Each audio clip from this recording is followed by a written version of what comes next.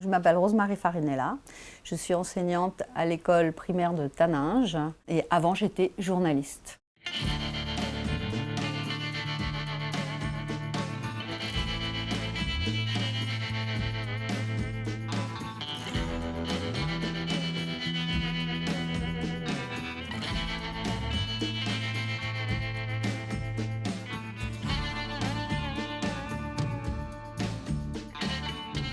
Vous êtes chasseuse de fake news, de fausses informations. Vous transmettez cette science-là à vos élèves, c'est ça? Je constatais qu'il y avait un nombre incroyable de fausses informations qui circulaient. Et je me suis demandé comment allaient faire les jeunes générations pour se repérer sur Internet. Alors j'ai cherché ce qui se faisait. Et pour les jeunes, les très jeunes, il n'y avait rien. Et d'ailleurs, on voit les enfants et les adolescents volontiers croire le n'importe quoi sur Internet et les fake news et les rumeurs, etc. Mais oui, parce que c'est plus sensationnel, c'est plus rigolo. Quand on sait qu'une fausse information circule 6 fois plus vite qu'une vraie information. On joue sur le côté sensationnel, on joue sur le côté émotionnel. Faire pitié, faire peur, susciter de la haine. Et voilà, on ne peut pas s'empêcher de cliquer. Donc moi, ce que j'apprends aux élèves, c'est à prendre un temps de réflexion et vérifier les informations, vérifier les sources, croiser les informations, contextualiser les textes et les images. Ça prend du temps et ça évite d'agir à chaud. Vous avez ici une photo cadrée avec 2 cadrages différents. Donc j'aimerais bien avoir vos réactions.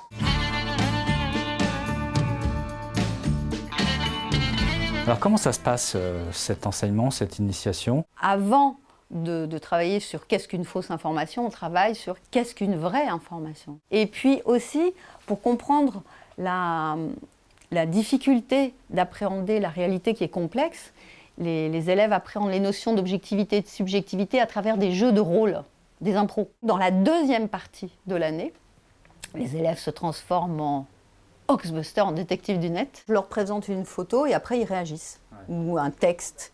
Alors, qu'est-ce que vous pensez de cette image? Je leur ai montré une photo de l'homme à la pelle qui est un photomontage. C'est faux parce qu'on voit que l'homme qui est en bleu avec une pelle, quand le pied n'est pas posé sur la marche, on dirait que son pied est coupé.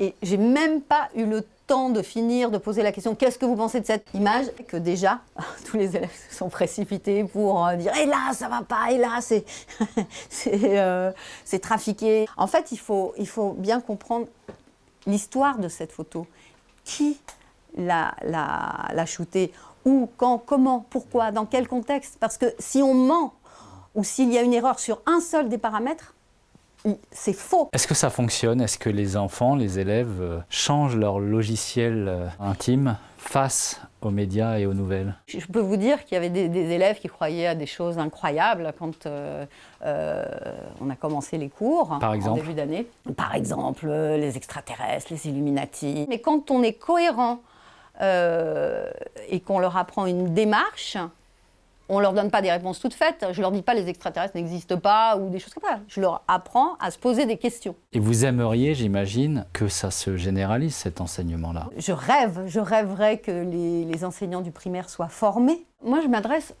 au très jeune public. Les élèves ont 9-10 ans. Donc, à cet âge-là, ils sont très ouverts, ils ont une fraîcheur d'esprit incroyable. Et c'est pour ça que je pense que c'est important de leur proposer des cours d'éducation aux médias et des cours d'esprit critique avant qu'ils n'entrent dans l'adolescence, avant qu'ils ne risquent de se faire manipuler.